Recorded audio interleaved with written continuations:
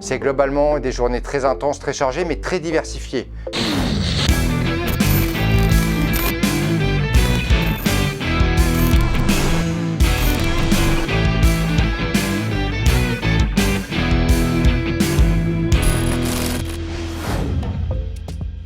Je m'appelle Stéphane Viry, j'ai 54 ans, je suis né à Épinal, j'ai vécu et j'ai travaillé dans les Vosges et je travaille encore dans les Vosges. Je suis député des Vosges, mais dans ma vraie profession, je suis avocat. Je suis né à Épinal, j'ai fait toute ma scolarité, école primaire, collège, lycée à Épinal. J'ai passé mon bac et comme je voulais faire des études de droit, je suis parti à l'époque à la fac de droit de Nancy parce qu'Épinal n'existait pas.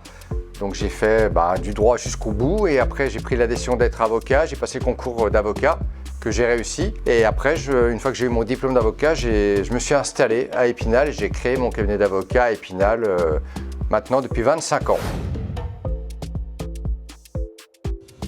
Un député, c'est un élu, homme ou femme, qui a pour objet de représenter les gens, de siéger à l'Assemblée nationale pour en fait incarner une forme de contre-pouvoir par rapport au pouvoir exécutif.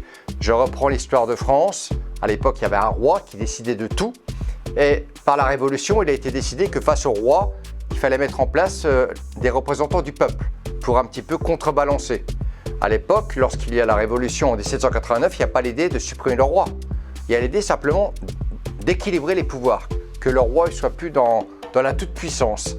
L'Assemblée nationale est la résultante de cette histoire de France. Donc mettre en face du pouvoir exécutif, du président de la République, du gouvernement, des hommes et des femmes qui sont là pour incarner les territoires, qui sont là pour représenter les gens, alors bien sûr avec une connotation politique, et qui sont là donc globalement pour incarner ce qu'on appelle le pouvoir législatif par rapport au pouvoir exécutif.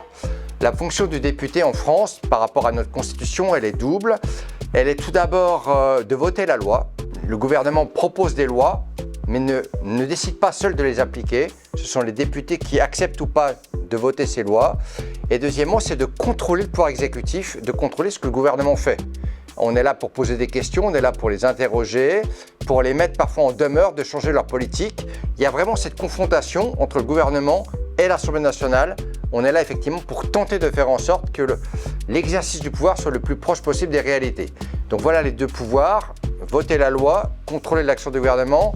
Je rajouterai une troisième fonction qui n'est pas forcément prévue par les textes, mais c'est la réalité, c'est celle de défendre notre territoire.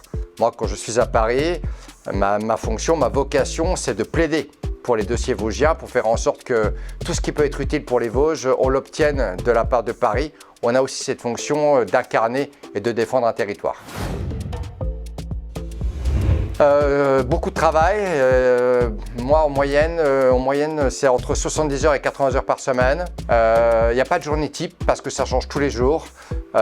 Plusieurs jours par la semaine, je suis à Paris. D'autres jours, je suis ici dans les Vosges. Donc, il n'y a pas de journée type. La seule chose que je puisse dire à titre perso, là, je vous livre un peu mon intimité, c'est que le réveil, il est de l'ordre de 5h, 5h15 le matin, histoire de lire un peu la presse, de faire un peu de sport. Et dès 6h, je travaille. Et je peux travailler jusqu'au début de soirée. Voilà un petit peu, c'est globalement des journées très intenses, très chargées, mais très diversifiées. C'est pas forcément être en réunion, c'est pas forcément être assis. Bien sûr, il y a des séquences de travail, mais il y a aussi des prises de parole, il y a des visites de terrain, il y a recevoir des gens. C'est très varié et ça reste une fonction très enthousiasmante et qui est ouverte à tous.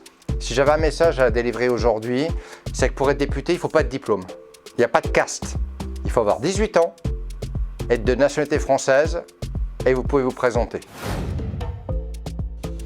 C'est assez compliqué.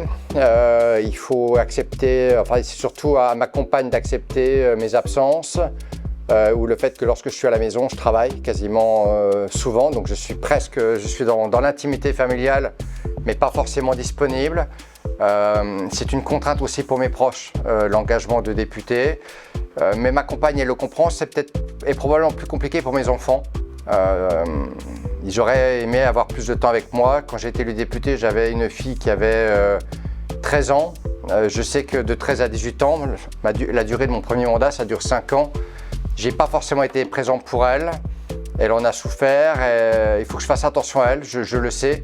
J'y pense quasiment tous les jours. Donc On essaie de trouver un équilibre qui par nature est introuvable et qui, je crois, est préjudiciable à son environnement familial.